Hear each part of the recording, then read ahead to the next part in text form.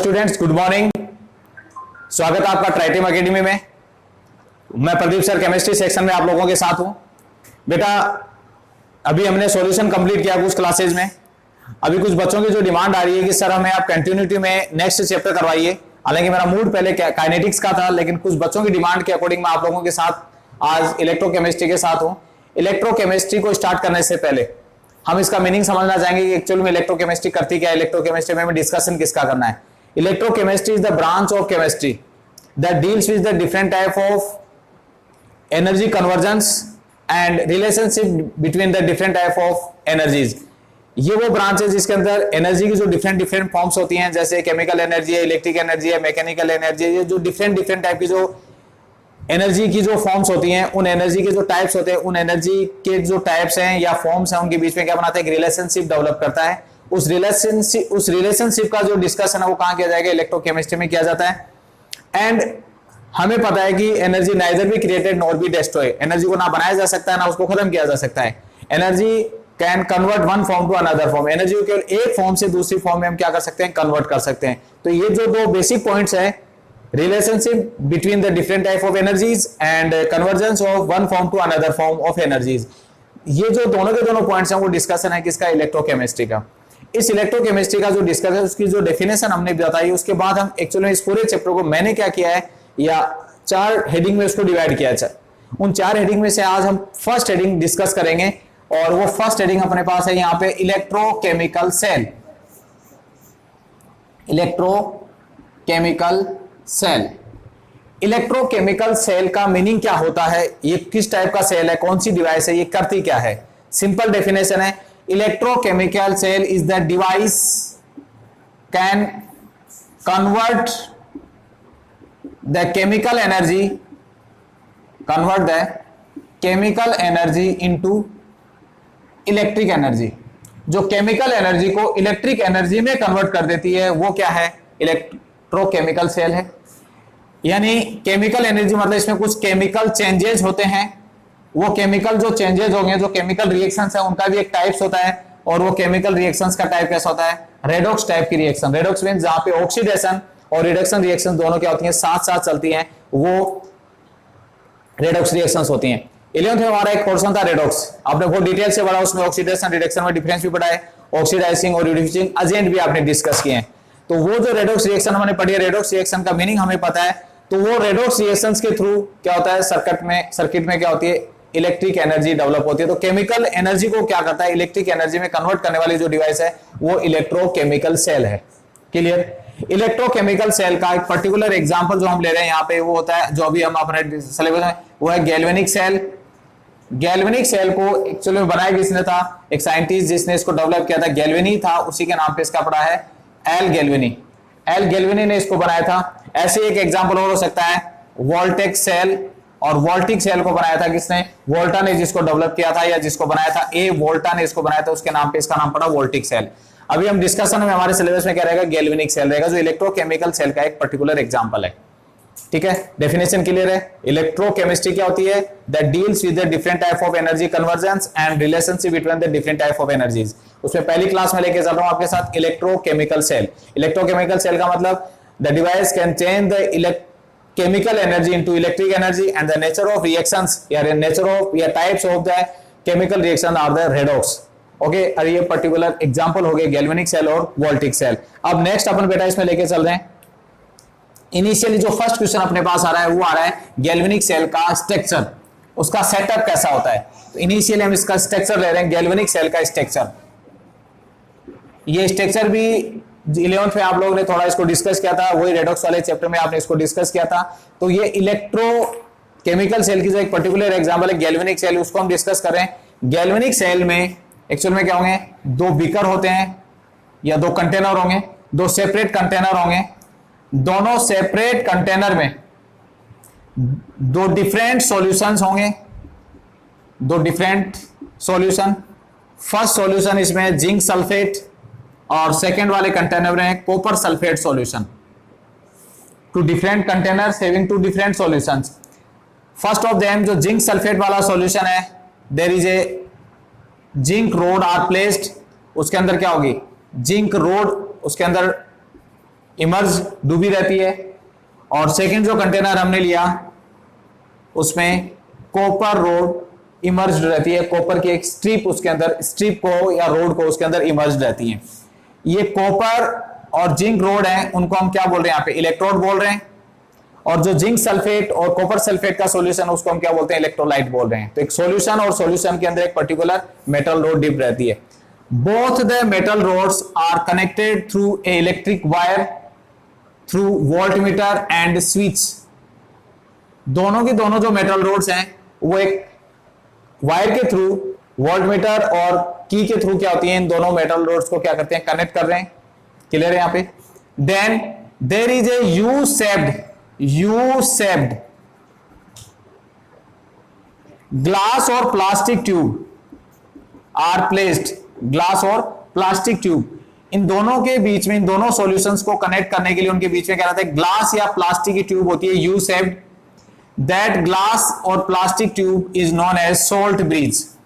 ये जो U shaped glass या प्लास्टिक की ट्यूब है वो यहां पे क्या है, सोल्ट ब्रिज है। क्या लाएगा इसमें, सोल्ट ब्रिज बोलेंगे। ये पूरा जो सेटअप है इसमें, ये गैल्वेनिक सेल का सेटअप है इसमें। सोल्ट ब्रिज एक्चुअल में होता है क्या, सोल्ट ब्रिज, ये जो यू शेप्ड है, salt bridge contain different type of inert salt. एक semi solid paste, semi solid paste उसके अंदर रहता है, semi solid paste of some inert salt like KNO3 potassium nitrate, ammonium chloride, in agar and gelatin. अगर और gelatin के अंदर इन inert salt का क्या होता है, मिक्सचर या सेमी सॉलिड मिक्सचर इसके अंदर क्या रहता है, फिलअप रहता है। किसके अंदर, सोल्ट ब्रिज के अंदर। यहां पे इस इनर्ट सोल्ट का भी एक फंक्शन होता है, क्या इसका इंपॉर्टेंस होता है वो हम आगे बात करेंगे। सोल्ट ब्रिज का भी एक इंपॉर्टेंस होता है, वो क्या होता है वो हम आगे बात करेंगे। ये सेटअप होता है। तो सिंपली आप क्या लिखेंगे, galvanic cell contain two different container with two different solution and different metal rods. Clear है, ये इसका स्ट्रक्चर हो गया। There is a U shaped glass tube that is known as salt bridge. Salt bridge contain different type of inert salt.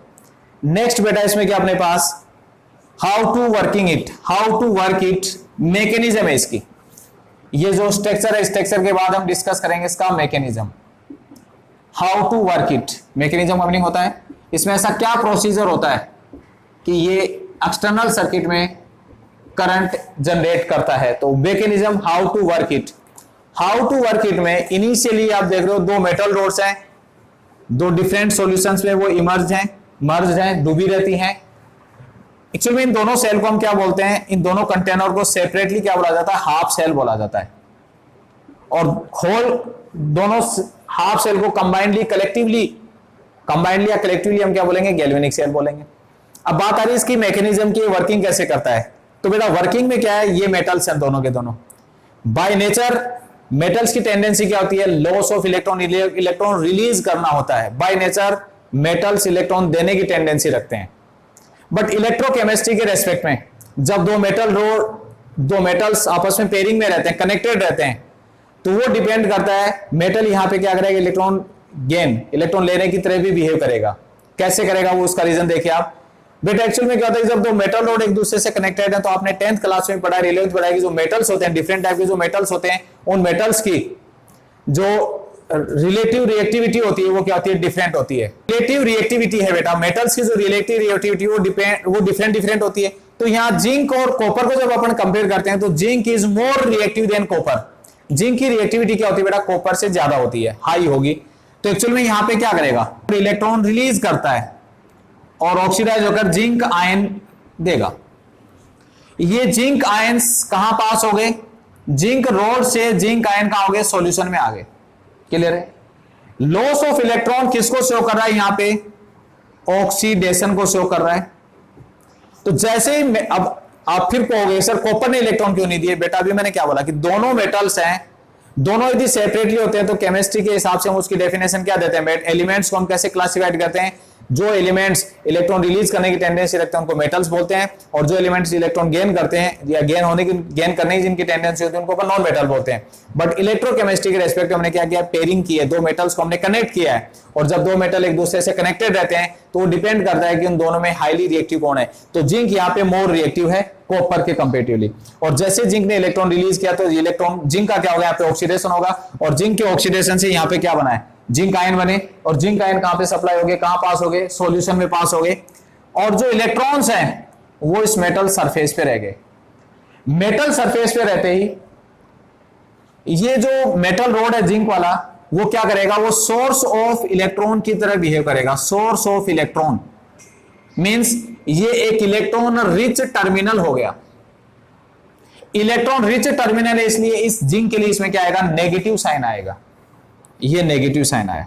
But electrochemistry के behalf पे क्या होता है, इलेक्ट्रोकेमिस्ट्री के बिहाफ पे होता है कि जिस पर्टिकुलर मेटल रोड का क्या होता है, ऑक्सीडेशन होता है, जिस पर्टिकुलर मेटल रोड का ऑक्सीडेशन होगा वो किसकी तरह बिहेव करती है, उसके लिए जनरली वर्ड यूज होता है एनोड। यहां पे फिर मैं आपको एक डाउट क्लियर करता हूं। एक्चुअली में आपने 9, 10, 11 जहां पे भी आपने पर्टिकुलर इस टाइप का सेटअप पढ़ा होगा, आपने हमेशा एनोड का मीनिंग पॉजिटिव लिया होगा, कैथोड का मतलब नेगेटिव लिया होगा, लेकिन वो सिंपली क्या है, वो इलेक्ट्रोलाइटिक सेल हमने डिस्कस किए हैं। इलेक्ट्रोकेमिकल सेल 11th एक जगह थोड़ा सा आया था, उसमें मुझे नहीं लग रहा कि आप लोगों ने उसको डीपली पढ़ा होगा, क्योंकि उसमें मेन फोकस रहता है रेडॉक्स रिएक्शंस के टाइप्स और उनको बैलेंसिंग पे। रेडॉक्स रिएक्शन बहुत छोटा सा लास्ट में पोर्शन था, तो मैं आपको ये क्लियर कर रहा हूं कि यहाँ पे जो इलेक्ट्रोकेमिस्ट्री जो हम पढ़ रहे हैं उस इलेक्ट्रोकेमिस्ट्री में एनोड और कैथोड का डिसीजन कैसे होता है, वो ऑक्सीडेशन और रिडक्शन के अकॉर्डिंग होगा। जिस पर्टिकुलर मेटल रोड का ऑक्सीडेशन हुआ है वो एनोड की तरह बिहेव करेगी। इसमें साइन का कोई मीनिंग नहीं है कि प्लस वाला एनोड होगा और माइनस वाला कैथोड होगा। तो ऑक्सीडेशन जिस पे होगा वो एनोड, वो जिस पर्टिकुलर मेटल रोड का ऑक्सीडेशन हुआ वो एनोड की तरह बिहेव करेगा। क्लियर। मैंने इस पे नेगेटिव साइन क्यों लगाया, क्योंकि एक्चुअली में ये जो मेटल रोड है जैसे उसमें ऑक्सीडेशन हुआ मेटल रोड्स पे क्या हो गए, इलेक्ट्रॉन्स अवेलेबल हो गए, तो ये किसकी तरह बिहेव करेगी, ये source of electron, electron rich terminal है, इलेक्ट्रॉन देने की तरह बिहेव करेगा, तो ये क्या हो गया, इलेक्ट्रॉन रिच होने से इसकी साइन क्या आ गया, नेगेटिव साइन आ गया। क्लियर है। ये जो ऐसे ही इलेक्ट्रॉन आ गया तो इसमें इलेक्ट्रॉन की सप्लाई शुरू हो जाती है बेटा, और ये इलेक्ट्रॉन वायर्स के थ्रू कहां जाएंगे, इस सेकंड कंटेनर की तरफ, सेकंड सॉल्यूशन की तरफ पास होंगे। अब सेकंड सॉल्यूशन में क्या है, मेटल रोड तो कॉपर का है, बट जो आयंस हमारे पास अवेलेबल है वो कॉपर आयंस और सल्फेट आयंस हैं। अब आपको सर वो तो यहां पे भी था, हाँ क्लियर है, यहां पे भी था, जेड आयन भी है और सल्फेट आयंस भी है, लेकिन यहां पे हो क्या रहा है, जिंक आयंस इंक्रीज हो रहे हैं, जिंक आयंस क्या इंक्रीज हुए, सल्फेट इंक्रीज हुए, जिंक आयन इंक्रीज हुए हैं। यहां क्या देखा आपने, जितने कॉपर आयंस होंगे सॉल्यूशन के अंदर, वो कॉपर आयंस जैसे यहां से उसको क्या मिला, इलेक्ट्रॉन्स की सप्लाई हुई, जिंक से उसको इलेक्ट्रॉन मिला तो उसने इलेक्ट्रॉन को क्या किया, गेन किया, और ये कॉपर आयंस जितने भी सॉल्यूशन के अंदर होते हैं वो सब के सब कॉपर आयंस क्या होंगे, इलेक्ट्रॉन गेन करके मतलब रिडक्शन होके उनका रिड्यूस होकर वो क्या होते हैं, उसके ऊपर डिपोजिटेड हो जाते हैं, जिंक रोड के ऊपर, कॉपर रोड के ऊपर क्या हो गए, वो डिपोजिटेड हो गए। ठीक है, तो ये रिसीविंग ऑफ इलेक्ट्रॉन हो गया, रिसीविंग ऑफ इलेक्ट्रॉन क्या कराता है बेटा, रिडक्शन हो गया। तो कॉपर आयंस का क्या हुआ, रिडक्शन हुआ है, कॉपर आयंस रिड्यूस होकर क्या हो गए, कॉपर आयंस रिड्यूस होकर कॉपर स्ट्रिप पे क्या हो गए, डिपोजिटेड होते हुए चले गए। तो यहां तो क्या हो रहा है, रिलीजेशन ऑफ आयंस, सॉल्यूशन के अंदर आयंस आ रहे हैं और इसके अंदर आयंस क्या हो रहे हैं, डिपोजिटेड हो रहे हैं, ये रिडक्शन है। अब एक्चुअल में देखो ये जो मेटल रोड है वो किसकी तरह बिहेव कर रही है, वो रिसीवर की तरह बिहेव कर रही है, रिसीवर ऑफ इलेक्ट्रॉन की तरह बिहेव कर रही है, एक्सेप्टर ऑफ इलेक्ट्रॉन की तरह बिहेव कर रहा है, वो इलेक्ट्रॉन एक्सेप्ट कर रहा है, और इलेक्ट्रॉन एक्सेप्ट कर रहा है इसका मतलब वो कैसा टर्मिनल है, वो इलेक्ट्रॉन डेफिशिएंट टर्मिनल है वो। और जो इलेक्ट्रॉन डेफिशिएंट टर्मिनल होता है उसके लिए कौन सा साइन आता है, पॉजिटिव साइन आता है, तो इसके साथ साइन क्या आएगा, पॉजिटिव आएगा। साइन का क्लियर हो गया। अब अभी हमने क्या कहा था, जिस मेटल रोड पे ऑक्सीडेशन होता है वो एनोड की तरह बिहेव करता है, जिस मेटल रोड पे क्या होता है, रिडक्शन होता है, वो कैथोड की तरह बिहेव करेगा। तो इसमें एनोड और कैथोड का डिसीजन ऐसे किया जाएगा। क्लियर है। उसके बाद नेट सेल रिएक्शन, इन दोनों रिएक्शन को ऐड करें तो आपके पास आएगा, हमारे पास क्या आ जाता है, ओवरऑल सेल रिएक्शन या नेट सेल रिएक्शन हमारे पास आ जाती है। ये ओवरऑल सेल रिएक्शन या नेट सेल रिएक्शन कहां से आएगी, दोनों इक्वेशंस को हम प्लस कर देंगे, Zn plus copper ions is equal to Zn2 plus और कॉपर आयंस, ये कंप्लीट रिएक्शन हो जाएगी। जब तक ये रिएक्शन कंप्लीट करेगी, ये रिएक्शन समझ, अब आप बात करो सर ये केमिकल प्रोसीजर तो समझ में आ गया, कि इसमें जिंक आयंस रिलीज हुई, इसमें कॉपर आयन डिपॉजिटेड हो गए। केमिकल प्रोसीजर समझ में आ गया, ऑक्सीडेशन हो रहा है, रिडक्शन हो रहा है, इसलिए इस पर्टिकुलर रिएक्शन को हमने क्या बोला, रेडॉक्स रिएक्शन बोला। अच्छा, ये इलेक्ट्रॉन टू इलेक्ट्रॉन कैंसिल हो जाते हैं बेटा, ये सब पता होगा आपको। तो अब एक्चुअल में इसमें हो क्या रहा है, रीजन नहीं समझ आया ना। हमने इसकी डेफिनेशन क्या दी थी कि जो केमिकल एनर्जी को इलेक्ट्रिक एनर्जी में कन्वर्ट करे। अभी वो तो नहीं समझ में आया कि सर इलेक्ट्रिक एनर्जी कहां से बने, वो देखिए आप बेटा। यहां पे कौन पास हो रहे हैं, इलेक्ट्रॉन्स मूवमेंट कर रहे हैं। तो जहां इलेक्ट्रॉन्स मूवमेंट करते हैं मतलब वहां पे क्या हुआ, एक पोटेंशियल डिफरेंस डेवलप हो जाता है, फिजिक्स में आपने पढ़ा है।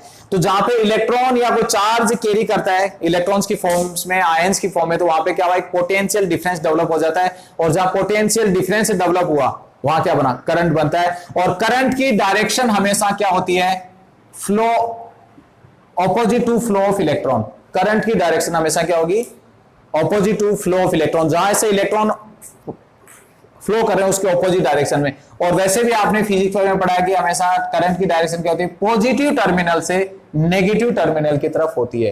करंट की डायरेक्शन पॉजिटिव टर्मिनल से नेगेटिव टर्मिनल की तरफ हो रही है। तो यहां पे कहां से पास हो रहा है, कैथोड एनोड नहीं बोलना अपने, पॉजिटिव और नेगेटिव बोलना अपने को इसमें, ठीक है। ये अपने पास क्या होगा, इसका mechanism, how to work it, ये कैसे काम करता है, ठीक है बेटा, क्लियर है।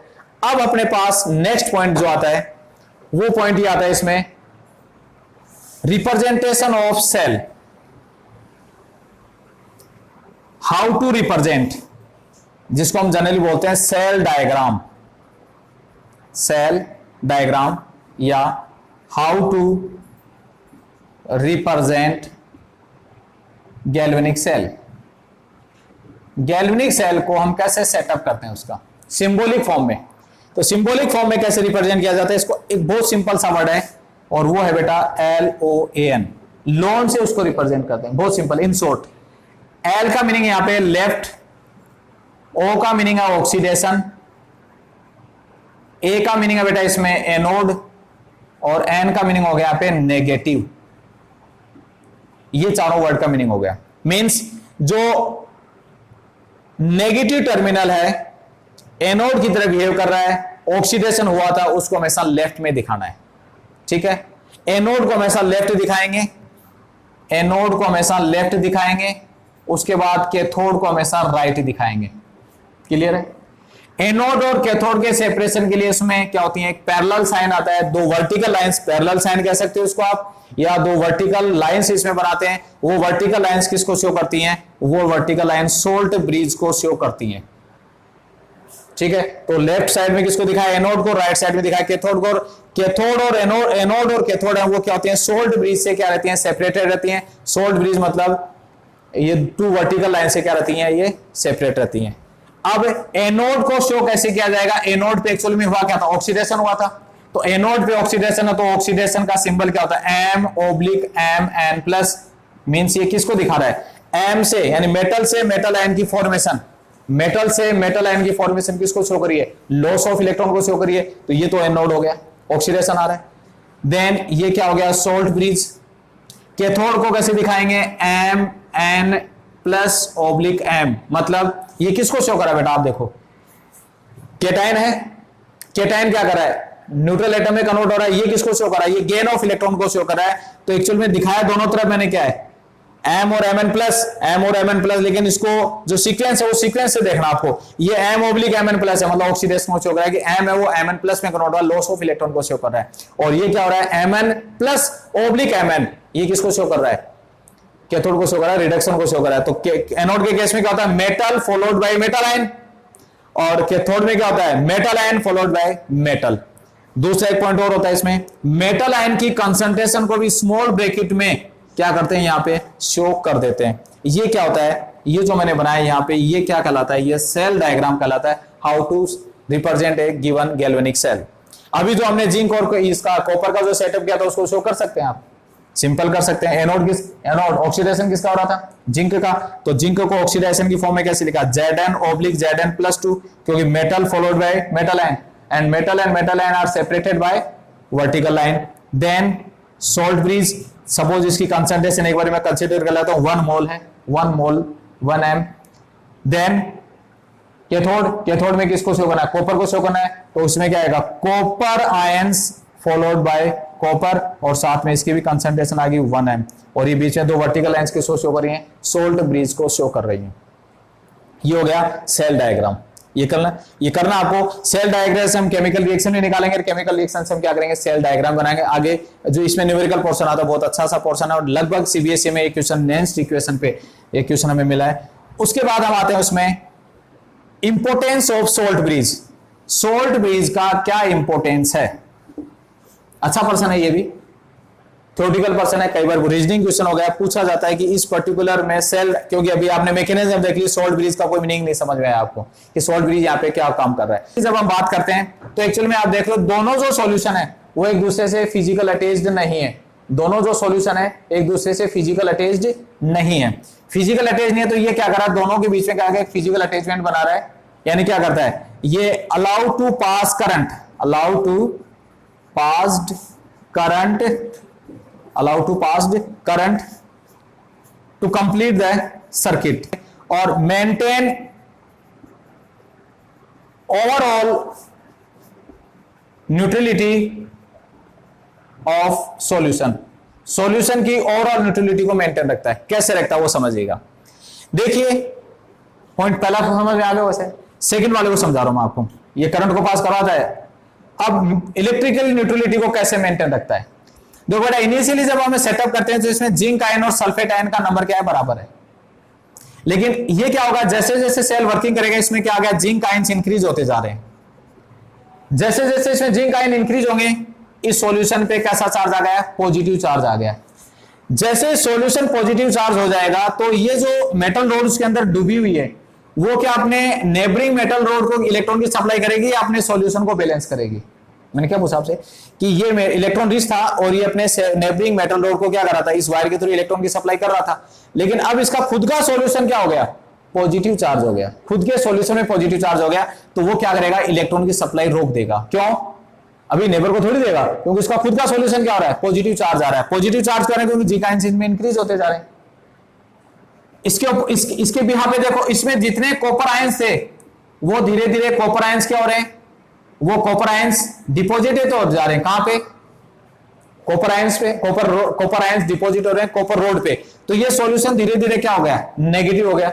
नेगेटिव होने का मतलब ये जो पहले इसे इजीली इलेक्ट्रॉन ले रहा था, क्या अब इलेक्ट्रॉन लेगा, ये इलेक्ट्रॉन की सप्लाई नहीं देगा क्योंकि इसका सॉल्यूशन पॉजिटिव हो गया, और ये इलेक्ट्रॉन लेगा नहीं क्योंकि इसका सॉल्यूशन नेगेटिव हो गया। तो धीरे धीरे क्या होगा, इलेक्ट्रॉन की इस रीजन से इलेक्ट्रॉन की सप्लाई क्या होगी, रुक जाएगी, इलेक्ट्रॉन का फ्लो रुक गया। और जैसे इलेक्ट्रॉन का फ्लो रुका, करंट का फ्लो यानी जो इलेक्ट्रिक जो हमने बोला था एक पोटेंशियल डिफरेंस डेवलप किया था वो नहीं हुआ। ठीक है, तो इसलिए क्या जरूरी है कि दोनों के दोनों सॉल्यूशन क्या रहने चाहिए, इलेक्ट्रिकल न्यूट्रल रहने चाहिए। वो कैसे होगा, इसमें मैंने बोला कि इसमें जैसे पोटेशियम क्लोराइड है तो ये क्या करेगा, इसमें क्लोराइड आयन की सप्लाई देगा। क्लोराइड आयन की सप्लाई इसमें होती रहती है। तो जितने इसमें पॉजिटिव आयन आएंगे ना जिंक मेटल रोड से, उतने उसमें क्या होता है, salt bridge negative ion supply करता रहता है। नेगेटिव आयन सप्लाई करेगा तो सॉल्यूशन ओवरऑल क्या रहता है, न्यूट्रल रहता है। इसमें क्या होगा, इसमें धीरे धीरे कॉपर आयंस यानी पॉजिटिव कम होता जा रहा है, नेगेटिव तो उसको बैलेंस करने के लिए इसमें क्या होता है, कैटायन की सप्लाई होती रहती है। और ये पोटेशियम आयन की सप्लाई इसमें करेगा कौन, ये सोल्ट ब्रिज करेगा। तो ये इसको क्या करता है, इलेक्ट्रिकल न्यूट्रलिटी मेंटेन रखता है। ये जरूरी भी है। तो करंट को पास करवाएगा सर्किट को कंप्लीट करके, और इलेक्ट्रिकल न्यूट्रलिटी को। ये समझ में आ गया इलेक्ट्रिकल न्यूट्रलिटी कैसे मेंटेन हुई। ठीक है, अब पर्सन आता है कि सोल्ट ब्रिज का फंक्शन तो मैं समझ में आ गया, सोल्ट ब्रिज का फंक्शन समझ में आ गया हमें, दो फंक्शन जो मैंने बताए। अब क्वेश्चन आता है कि उसमें जो वर्ड यूज किया वो इनर्ट सोल्ट क्यों यूज किया, हमने KCl डाला, NaCl क्यों नहीं डाला, H2SO4 क्यों नहीं डाला, HCl क्यों नहीं डाला। हमने इसमें अमोनियम क्लोराइड और KCl जैसे इनर्ट सोल्ट ही क्यों यूज किए, पोटेशियम नाइट्रेट जैसे KCl बोला, अमोनियम क्लोराइड बोला और पोटेशियम नाइट्रेट जैसे इनर्ट सोल्ट ही क्यों यूज करते हैं इसके अंदर। उसका भी रीजन है क्योंकि जो इनर्ट सोल्ट होंगे वो क्या अप्लाई करेंगे, सप्लाई देंगे। इनर्ट सोल्ट है वो इनर्ट आयंस देंगे, और इनर्ट आयंस क्या करेंगे, does not interfere in overall cell reaction. ये जो इनर्ट सोल्ट होता है वो क्या नहीं करता, कभी भी जो ओवरऑल सेल रिएक्शन है जो करंट के लिए रिस्पॉन्सिबल है उसमें वो क्या नहीं करेगा, इंटरफेयर नहीं करता है बेटा। ठीक है, तो ये इंटरफेरेंस को रोकने के लिए इसमें इनर्ट सोल्ट है। ये इनिशियल एक छोटा सा एक इंट्रो टाइप है इलेक्ट्रोकेमिकल सेल में। 4 हेडिंग होगी, गैल्वेनिक सेल, इलेक्ट्रोकेमिकल सेल होता है क्या है, गैल्वेनिक सेल का सेटअप, उसका डायग्राम, उसके मैकेनिज्म, और सोल्ट ब्रिज का इंपॉर्टेंस और इनर्ट सोल्ट का इंपॉर्टेंस। ठीक है स्टूडेंट, कल हम बात करेंगे इसकी नेक्स्ट हेडिंग हम लेके चलेंगे इलेक्ट्रोड पोटेंशियल। एक शानदार हेडिंग होगी और उसका एक छोटा सा डेरिवेशन या न्यूमेरिकल पोर्शन, नेक्स्ट क्लास में हम इसके न्यूमेरिकल पोर्शन और एक इलेक्ट्रोड पोटेंशियल की बातें करेंगे। Thank you students.